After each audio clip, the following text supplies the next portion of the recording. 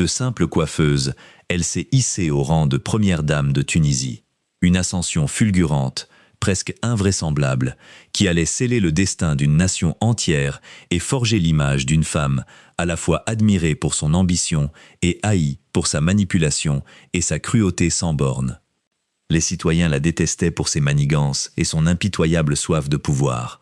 Leïla Trabelsi n'était pas seulement l'épouse du président de la Tunisie. En réalité, c'est elle qui régnait d'une main de fer sur l'ensemble du pays arabe, orchestrant dans l'ombre les moindres décisions, tissant une toile de corruption qui étouffait la nation. Après la révolution de 2011, son règne de faste et de terreur prit fin brutalement. Elle fut contrainte de fuir la Tunisie, emportant avec elle des tonnes de lingots d'or, symbole cynique de sa cupidité insatiable. Comment cette femme, partie de rien, a-t-elle pu atteindre de telles cimes? Comment une avidité démesurée a-t-elle pu ruiner non seulement son propre destin, mais aussi celui de tout un peuple? Et qu'est-elle devenue, cette figure sulfureuse, aujourd'hui? Plongeons dans l'histoire captivante et tragique de Leïla Trabelsi, une saga où l'ambition dévorante rencontre la chute inexorable. Leïla Trabelsi a grandi au sein d'une famille nombreuse, dans un quartier défavorisé de la Tunisie, probablement l'une des banlieues poussiéreuses de Tunis, où la misère était le lot quotidien. Son enfance fut marquée par la modestie de ses origines.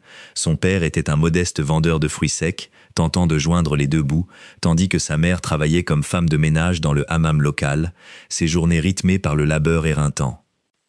Leïla était l'une des 11 enfants, une bouche de plus à nourrir dans une fratrie déjà nombreuse. Cette réalité difficile l'empêcha d'accéder à une éducation de qualité.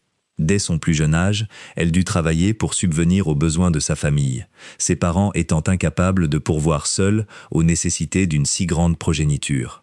Mais au fond d'elle, une flamme brûlait, celle d'échapper à cette condition, d'intégrer la haute société, un monde qu'elle ne connaissait que par ouï-dire, mais qu'elle convoitait avec une féroce détermination. Leïla décrocha un poste de secrétaire, un tremplin qu'elle utilisa habilement pour tisser son réseau. Elle comprit vite que l'accès au pouvoir passait par les hommes qui le détenaient. La jeune femme déploya des trésors d'efforts pour faire des rencontres utiles, ciblant délibérément des figures influentes et des personnalités haut placées. Son premier mariage fut avec un homme d'affaires, une union qui lui offrit une première incursion dans un milieu plus aisé, mais qui se solda par un divorce après seulement 3 ans. Elle réalisa sans doute que ce mariage ne lui apporterait pas l'ascension sociale qu'elle recherchait avec tant d'ardeur. Peu de temps après, elle prit une décision audacieuse. Elle déménagea à Paris, la ville lumière, où elle continua sa quête, affinant ses manières et son apparence, toujours à la recherche de nouvelles connaissances parmi l'élite fortunée. C'est là que sa vie prit un tournant décisif. Selon la version officielle, Leïla rencontra son futur époux, Zine El Abidine Ben Ali, alors qu'elle exerçait en tant que coiffeuse dans un salon chic de la capitale française et qu'il était l'un de ses clients réguliers. L'histoire, peut-être romancée, cachait une réalité plus complexe. Ben Ali était alors marié et père de 3 filles. De plus, Leïla était de 21 ans sa cadette, un écart d'âge considérable. Mais ces obstacles ne la dérangèrent nullement. Au contraire, ils semblaient alimenter sa détermination. Elle devint d'abord sa maîtresse, une relation clandestine mais stratégique. Puis, subitement, elle annonça être enceinte, affirmant attendre un garçon. Une nouvelle qui, si elle s'avérait, garantirait sa place au cœur du pouvoir. Leïla parvint à convaincre Ben Ali de divorcer de sa première épouse.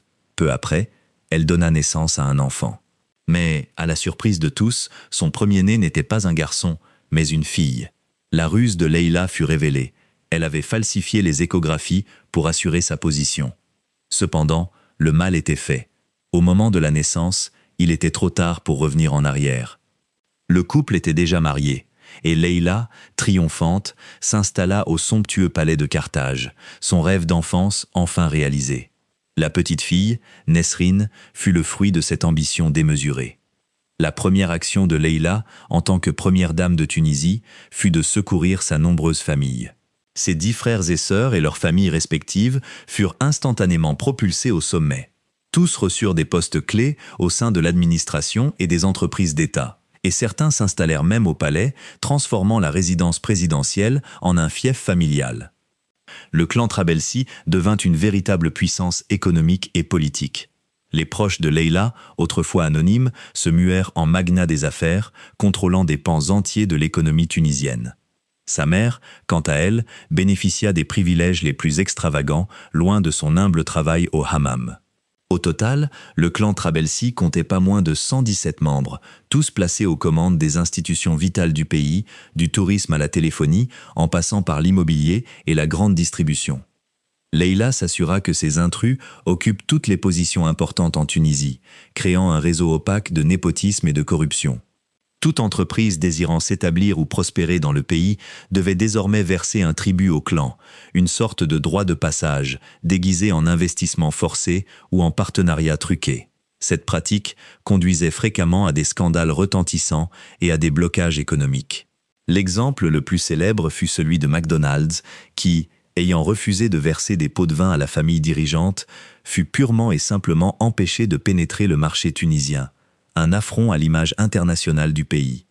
Leila, quant à elle, aimait par-dessus tout la vie de luxe la plus ostentatoire. Ses virées shopping à Dubaï étaient légendaires, où elle dépensait des centaines de milliers de dollars en une seule fois, achetant des bijoux, des vêtements de créateurs et des objets d'art sans retenue.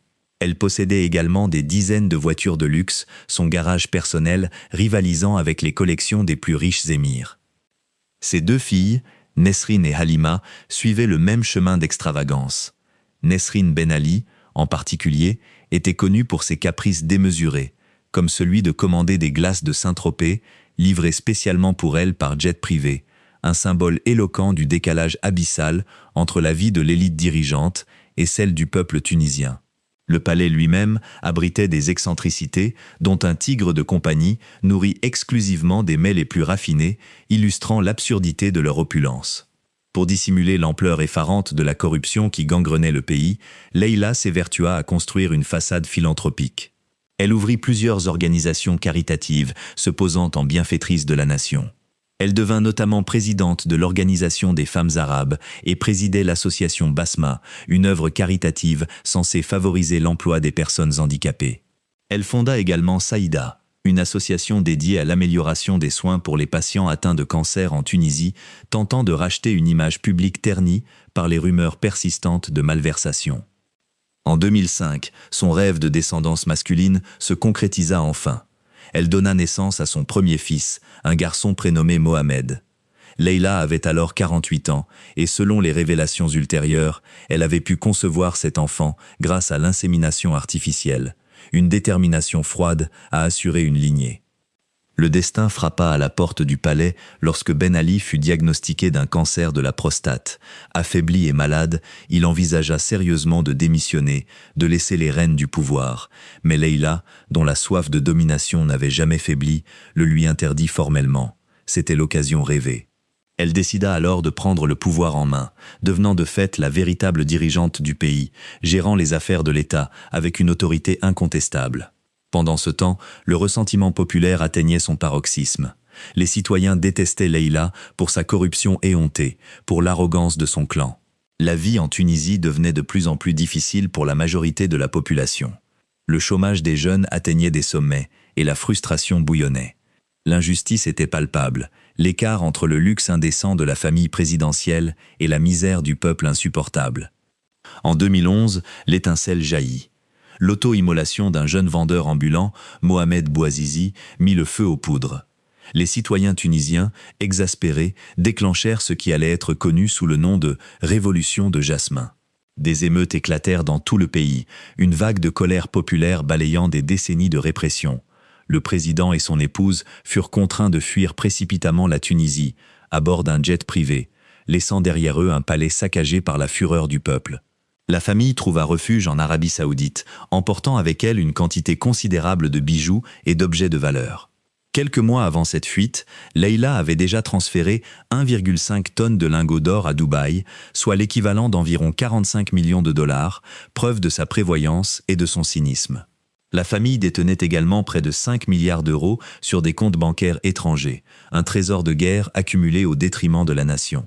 Des témoins oculaires racontèrent la scène surréaliste à l'aéroport. Alors que le couple s'apprêtait à monter à bord de l'avion, Ben Ali aurait exprimé ses regrets, murmurant qu'il ne voulait pas quitter son pays natal. Mais Leila, impérieuse et glaciale, lui aurait rétorqué sans ménagement « Tais-toi et monte dans l'avion. J'en ai assez de ta stupidité. » Ce court échange, rapporté par l'entourage présidentiel, confirmait ce que le peuple tunisien savait depuis longtemps. Le président était dominé par son épouse, agissant sous son influence, voire sous sa peur. En Tunisie, la conviction populaire avait toujours été que le pays n'était pas dirigé par Ben Ali, mais par sa femme et ses proches, des marionnettistes tirant les ficelles dans l'ombre du pouvoir. Mais après 23 ans de règne autoritaire et corrompu, ce régime fut brutalement renversé.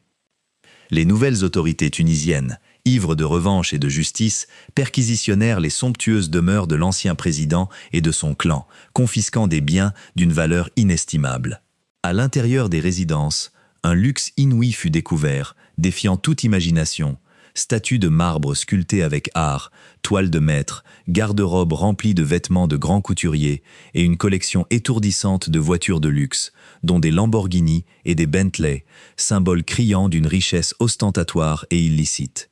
Tous ces trésors confisqués furent vendus aux enchères publiques, et l'argent récolté fut versé dans les caisses du trésor public, une tentative symbolique de restitution au peuple spolié.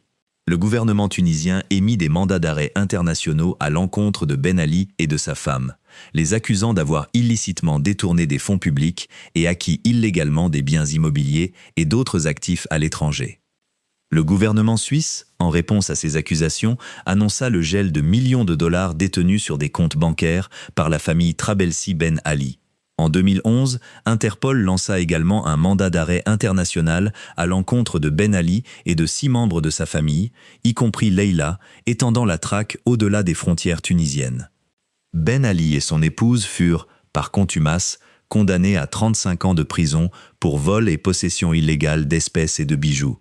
Cependant, ils vivaient confortablement en Arabie Saoudite et le gouvernement saoudien ignora toutes les demandes d'extradition de la Tunisie, protégeant ainsi le couple déchu.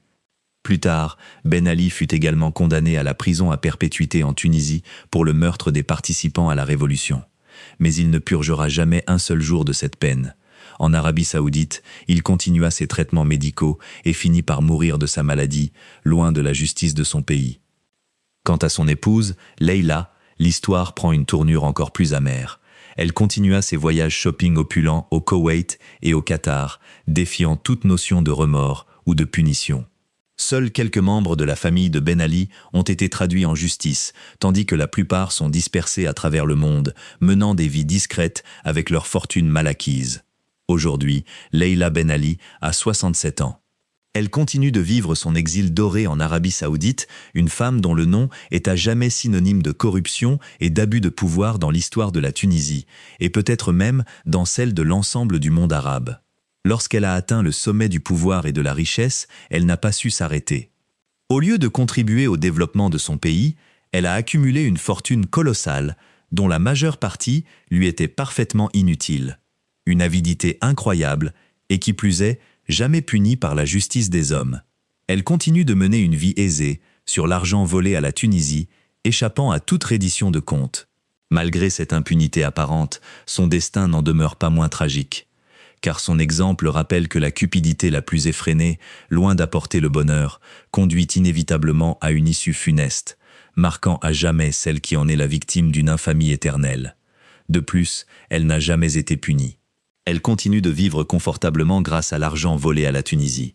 Malgré cela, son destin reste tragique, car son exemple montre qu'une cupidité sans bornes mène à une fin désastreuse. Et vous, que pensez-vous de cette histoire?